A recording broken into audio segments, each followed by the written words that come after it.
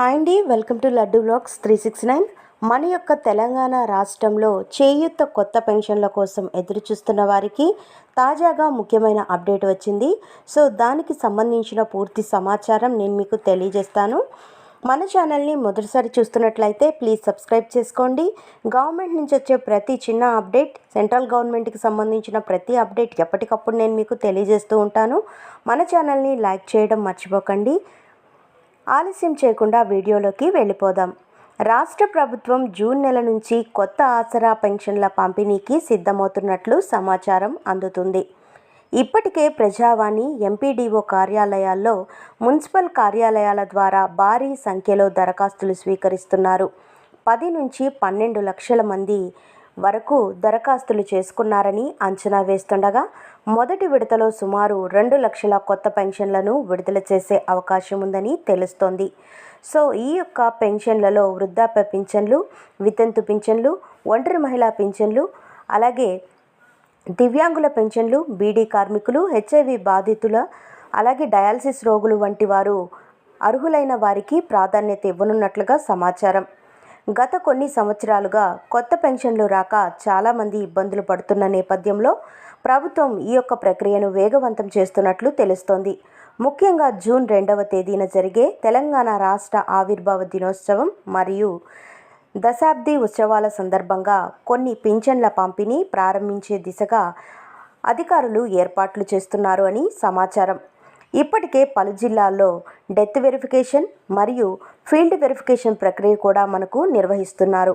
అధికారులు గ్రామాలు మరియు పట్టణాలకు వెళ్ళి దరఖాస్తుదారుల వివరాలు పరిశీలిస్తూ అర్హతలను ధృవీకరిస్తున్నారు. సో గ్రామీణ ప్రాంతాలలో ఉన్నవారు ఎంపీడీఓ కార్యాలయాల్లో, పట్టణ ప్రాంతాల్లో ఉన్నవారు మున్సిపల్ కార్యాలయాల్లో దరఖాస్తులు సమర్పించాల్సి ఉంటుంది. దరఖాస్తుల సమయంలో Aadhaar card, ration card, voter ID card, ఆదాయ ధృవీకరణ పత్రం అంటే మీ యొక్క ఇన్కమ్ సర్టిఫికేట్ అనేది ఇవ్వాల్సి ఉంటుంది. మరియు అవసరాన్ని బట్టి సంబంధిత సర్టిఫికేట్లు తీసుకువెళ్ళాలి. ఫర్ ఎగ్జాంపుల్ చూసుకున్నట్లయితే వితంతువులైతే తమ భర్త యొక్క డెత్ సర్టిఫికేట్ ఇవ్వాలి. మరియు వాళ్ళ ఎవరైతే దివ్యాంగులు ఉన్నారో వారికి సంబంధించిన వైకల్యానికి సంబంధించిన సదరం సర్టిఫికేట్ అనేది ఇవ్వాల్సి ఉంటుంది. వృద్ధాప్య పెన్షన్లకు సంబంధించి ఆధార్, అలాగే ఆధార్ అప్డేట్ హిస్టరీ అనేది ఇవ్వాల్సి ఉంటుంది. సో ఇవి ఇచ్చినట్లయితే మనకు సంబంధిత ఆధార్ వివరాలు అవసరమైతే ఉంటుంది కనుక ప్రభుత్వం ఇచ్చిన మార్గదర్శకాల ప్రకారం అర్హులను ఎంపిక చేసి పెన్షన్లు మంజూరు చేసే ప్రక్రియ కొనసాగుతుంది. అలాగే పెన్షన్ల పెంపు అంశం పైన కూడా మనకు చర్చ జరుగుతోంది. దశల వారీగా విడతకు 500 రూపాయల చొప్పున పెంపు ఉండే అవకాశం ఉండేటట్లు తెలుస్తోంది. మనకు 1000 రూపాయలు కూడా పెంచి ఇవ్వవచ్చు. ఒకవేళ 1000 రూపాయలు పెంపు చేస్తే గనక ఇప్పుడు ఇస్తున్న 2016 రూపాయలు వారికి 3000 రూపాయలు పెన్షన్ అయితే ఇస్తారు. అలాగే 4016 రూపాయలు ఇచ్చేవారికి 5016 రూపాయలు ఇలా పెంపు చేసి ఇవ్వవచ్చు. అంటే విడతల వారీగా ఇస్తారు. ఎంత అనేది ఇంకా క్లారిఫికేషన్ అయితే రావాల్సి ఉంది. మనకు అధికారికంగా ప్రకటన వచ్చిన తర్వాతే పూర్తి స్పష్టత అయితే వస్తుంది. కాబట్టి కొత్త పెన్షన్ల మంజూరు కోసం ఎదురు చూస్తున్న వారు మీ యొక్క పత్రాలు రెడీ చేసుకొని సంబంధిత కార్యాలయాల్లో దరఖాస్తు చేసుకోవడం మంచిది.